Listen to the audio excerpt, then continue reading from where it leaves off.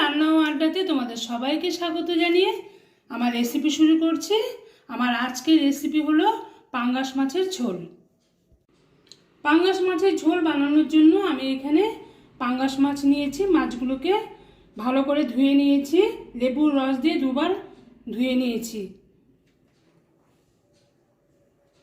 এখন এর মধ্যে আমি পরিমাণ মতো লবণ দিয়ে দিলাম,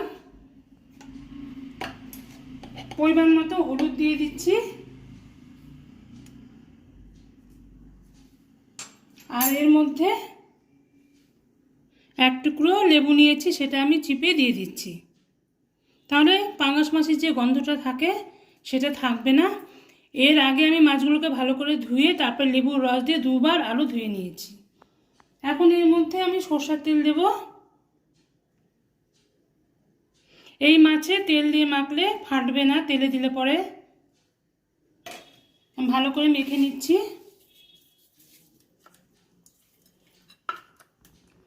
সবগুলো মাছকে ভালো করে আমি মেখে নেব।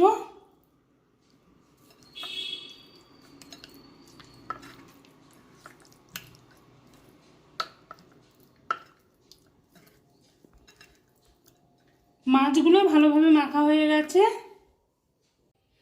এখন মাছগুলো ভাজার জন্য আমি একটা কড়াইকে ভালো করে গরম করে নিয়ে এর মধ্যে পরিমাণ মতো সরষের তেল দিয়ে দিচ্ছি।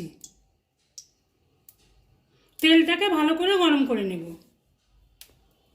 তেল গরম হয়ে গেলে মাছগুলোকে একে একে আমি ছেড়ে দেব।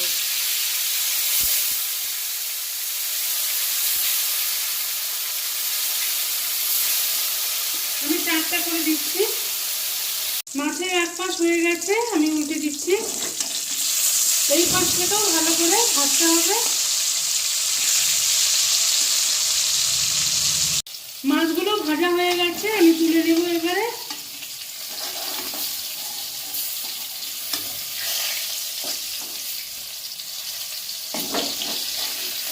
দেখো মাছের থেকে কতটা তেল বেরিয়েছে।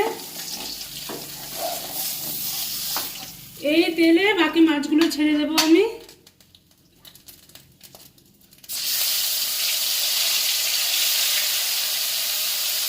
এই মাছগুলোকেও ভালো করে ভেজে নেব।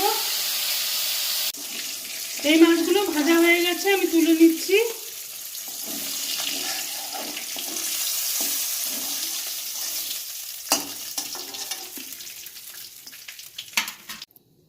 এই তেলে আর একটু সরষের তেল দিয়ে দিলাম আমি। এর মধ্যে একটা তেজপাতা দিয়ে দিলাম, আর সাদা জিরা ফোড়ন দিয়ে দিলাম অল্প।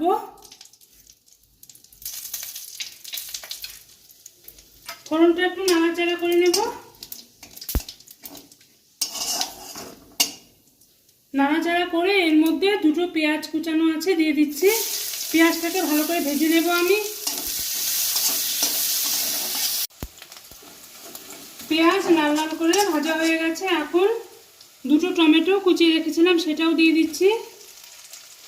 এখন টমেটোটাকে একটু ভাজা ভাজা করে নিতে হবে। টমেটোটা যদি গলে যায় তাহলে ভালো হবে, কাঁচা গন্ধটা চলে যাবে। আমি এর মধ্যে পরিমাণ মতো লবণ দিয়ে দিচ্ছি।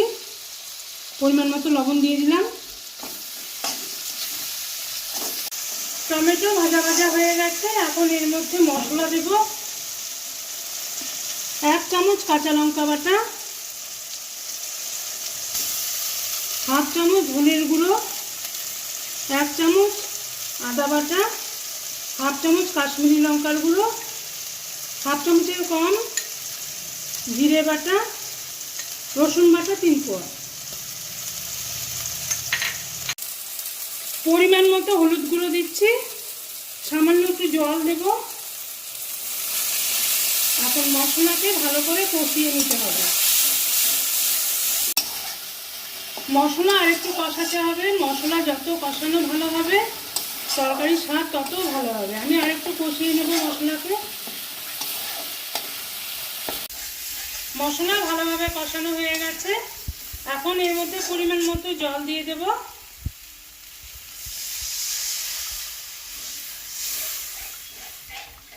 আর একটু দিতে হবে। এখন ঝোলটাকে ফুটতে দেব। ঝোল ভালোভাবে ফুটে উঠেছে। এখন এর মধ্যে আমি ভেজে রাখা মাছগুলো দিয়ে দেব।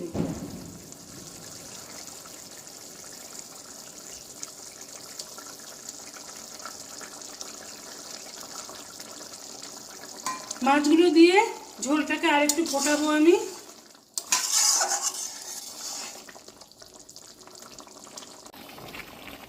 মাছটা দিয়ে আমি ঝোলটা কিছুক্ষণ ফুটিয়ে নিয়েছি, বেশ সুন্দর হয়েছে। এখন এর মধ্যে আমি অল্প গরম মশলা ছড়িয়ে দিচ্ছি, ভালো করে মিশিয়ে দেব। পাঙ্গাস মাছের ঝোল তৈরি হয়ে গেল। এখন এটাকে আমি নামিয়ে দেব। বন্ধুরা, পাঙ্গাস মাছের ঝোল রান্নাটা হয়ে গেছে।